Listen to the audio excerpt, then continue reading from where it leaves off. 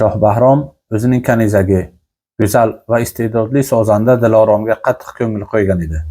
Dilorom chang chalishda tengsiz bo'lib, Bahrom uni hamma joyga, hatto ovga ham o'zi bilan birga olib ketardi. Kunlarning birida Bahrom ovda o'zining kamon otishdagi mahoratini ko'rsatmoqchi bo'ldi. U merganlik bilan nayzaning bir o'qi vositasida kiyikning old va orqa oyoqlarini yopishtirib qo'yadi va Diloromdan olqish kutadi. Biroq Dilorom bu mahorat emas, shunchaki mashq natijasidir deydi. Diloromning bu gapi mag'rur shohga og'ir botadi. G'azablangan Bahrom uni o'ldirib yuborishlarini so'raydi. Oradan bir necha yil o'tgach, xalq orasida falon joyda bir ayol har kuni bir katta ho'kizni baland tepalikka ko'tarib tushirar ekan degan mish-mish tarqaladi. Bahrom bunga qiziqib, buning tagiga yetish uchun o'zining bir necha yaqin navkarlari bilan safarga chiqadi. Aytilgan joyga borib, pistirmada o'tirishadi. Uzoqdan bir o'ralgan ayol bir ho'kizni yetaklab, tepalikning oldigacha olib keladi va dast ko'tarib tepaga chiqib ketadi. Bahrom va sheriklari kuzatib turishadi.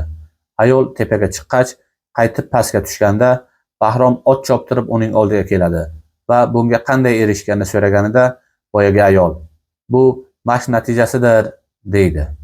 Bahrom bu gapni eslaydi va qattiq ta'sirlanib, undan yuzini ochishni so'raydi.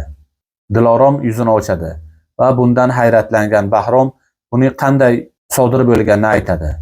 Dilorom bo'lib o'tgan voqealarni eslab, toza tug'ilgan sigirning bolasini birinchi kundanoq shu tog'ning tepasiga olib tusha boshlaganini va yillar o'tgandan keyin mana shunday katta ho'kizni ham ko'tarib chiqib, pastga olib tushish quvvatiga ega bo'lganligini aytadi.